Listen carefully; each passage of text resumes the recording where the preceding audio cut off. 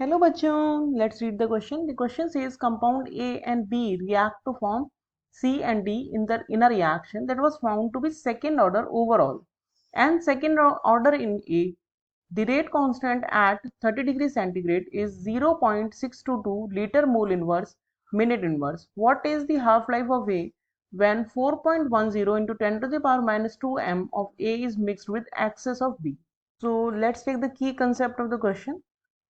Here we have two key concepts of the question. One is that if one of the reactant is taken in axis, जैसे कि हमें question में बोला है कि B axis में लिया है, तो अगर एक रिएक्टेंट को हम एक्सिस में लेते हैं तो जो रेट होती है वो उस वाले रिएक्टेंट की कॉन्सेंट्रेशन पे डिपेंड नहीं करती है।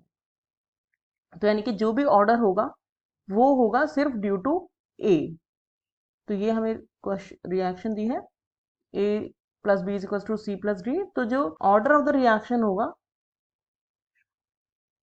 वो होगा 2, क्योंकि ए के रिस्पेक्ट में बोला है ऑर्डर है 2, तो वही ओवरऑल ऑर्डर होगा क्योंकि order will not depend on B. Second इसका की कंसेप्ट ये होगा कि सेकंड ऑर्डर रिएक्शन के लिए टी हाफ का फॉर्मूला होता है 1 divided by K A zero. A zero means initial concentration of reactant A और के होता है रेट कांस्टेंट।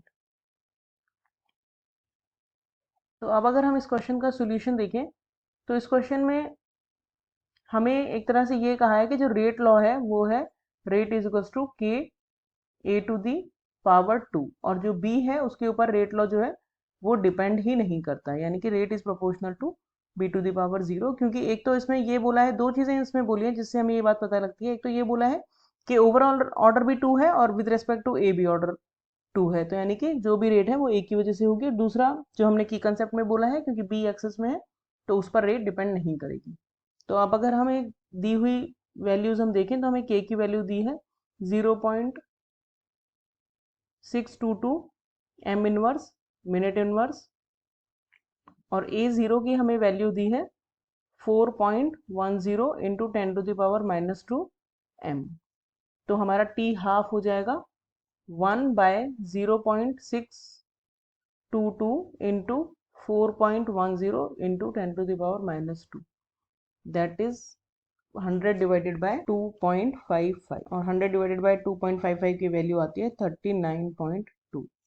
तो ये हो जाएगा टी हाफ की वैल्यू 39.2 मिनट्स। तो हमारा जो फाइनल आंसर हो गया वो हो गया 39.2 minute. Hope you understood the solution well. Thank you.